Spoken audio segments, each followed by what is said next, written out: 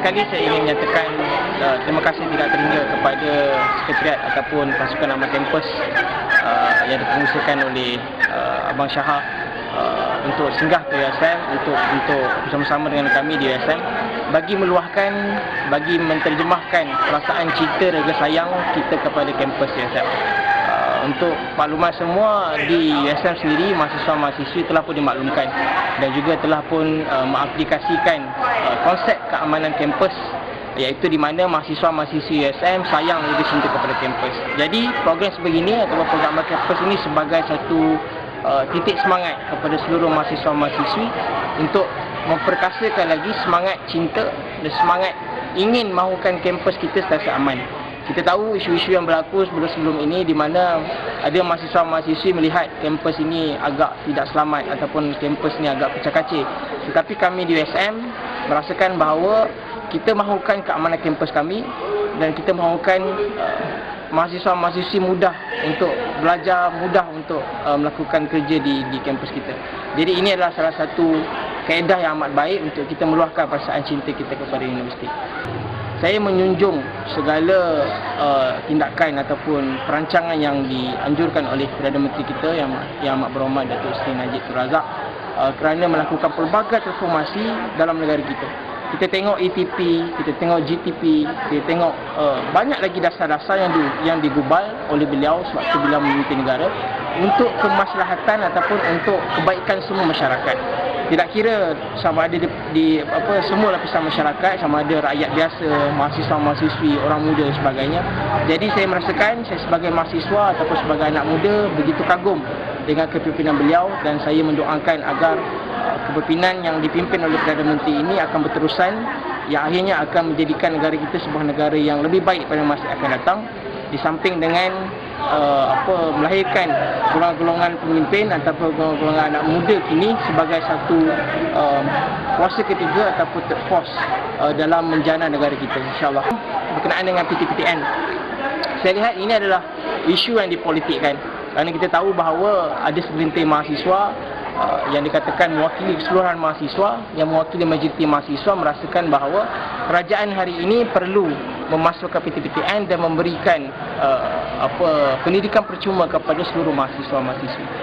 Saya ingin memberi sedikit gambaran sekiranya kita melaksanakan dasar ini, iaitu memberikan pendidikan percuma. Kita lihat bahawa sekarang ini kita ada 20 IPTA dan kita ada banyak berpuluh-puluh, hampir 53 buah IPTS. Dan saya kira sekiranya kerajaan memberikan pendidikan percuma kepada pelajar-pelajar IPTA, bagaimana pula dengan IPTS? Dan saya kira selepas ini sekiranya dilakukan, mahasiswa-mahasiswa IPTS pula akan mendesak untuk kerajaan menubuhkan lebih banyak IPTA dan menghapuskan 100% IPTS. Dan ini akan menjejaskan tentang keseimbangan dalam kita punya mutu pendidikan ataupun skop pendidikan di negara kita. Yang kedua, sekiranya PTPTN ini diberikan percuma, saya takut nanti negara kita akan menanggung hutang yang banyak. Kerana apa, kita tahu bahawa negara kita memang betul mempunyai sumber minyak yang banyak untuk menjana ekonomi negara kita. Tetapi sekiranya kita memfokuskan kepada pendidikan, kita akan terpaksa berkorban kepada satu bidang yang lain. Kemungkinan lepas ini rocktax akan naik, kemungkinan lepas ini harga minyak akan naik, kemungkinan lepas ini segala cukai-cukai akan naik semata-mata untuk memberi pendidikan percuma. Kerana inilah yang dilakukan di negara-negara seperti Denmark, seperti Switzerland yang memberikan pendidikan percuma kepada pelajar-pelajar mereka. Yang akhirnya mereka terpaksa menaikkan segala harga cukai, menaikkan segala pendapatan negara bagi menampung jumlah pendidikan percuma di negara mereka. Sekiranya PTPTN ini dilaksanakan, saya khawatir anda dah kata 10 tahun akan datang, 20 tahun akan datang, anak-anak kita, cucu-cucu kita akan akan menimpa masalah di mana kualiti pendidikan kita secara percuma ini akan lebih menurun. Kalau kita lihat misalnya, kalau kita nak laksanakan pendidikan yang secara percuma, ianya akan menjejaskan kualiti ilmu ataupun kualiti pendidikan. Kerana kita menganggap bahawa pendidikan itu bukannya suatu benda yang percuma. Pendidikan itu perlu dicari, perlu diusaha dan perlu pengorbanan. Sekiranya kita hanya meminta, kita hanya menerima suapan, akhirnya kita tidak akan merasakan bahawa untuk mendapat ilmu itu kita perlu berusaha. Dan akhirnya akan menjejaskan semangat kita sebagai seorang mahasiswa untuk mendapat ilmu. Dan yang terakhir sekali, sekiranya PTPTN ini akan diberikan percuma, sebenarnya inilah salah satu yang saya katakan tadi adalah satu isu yang dipolitikkan. Sebenarnya PTPTN bukannya memaksa atau mewajibkan semua mahasiswa untuk meminjam dalam PTPTN. Sekiranya mahasiswa itu tidak mau pinjam, tak apa, janganlah pinjam. Kalau dia rasakan bahawa PTPTN ini membebankan, janganlah pinjam PTPTN, pergilah pinjam dekat Along, pergilah pinjam dekat individu-individu ataupun syarikat-syarikat dan sebagainya. Tetapi kerajaan menyediakan satu badan PTPTN bagi membantu mahasiswa, bagi membantu ibu bapa, bagi membantu keluarga-keluarga yang susah. Jadi ini adalah pengorbanan ataupun satu inisiatif yang sangat baik oleh kerajaan. Berkenaan dengan adakah relevan sekiranya seorang pemimpin mempunyai masalah moral. Saya tidak menyatakan ianya betul ataupun tidak, tetapi ia bergantung kepada keadaan. Saya percaya bahawa sekiranya kita bersedia untuk menjadi seorang pemimpin, kita perlulah menjadi ataupun cuba untuk menjadi seorang modul ataupun model yang terbaik.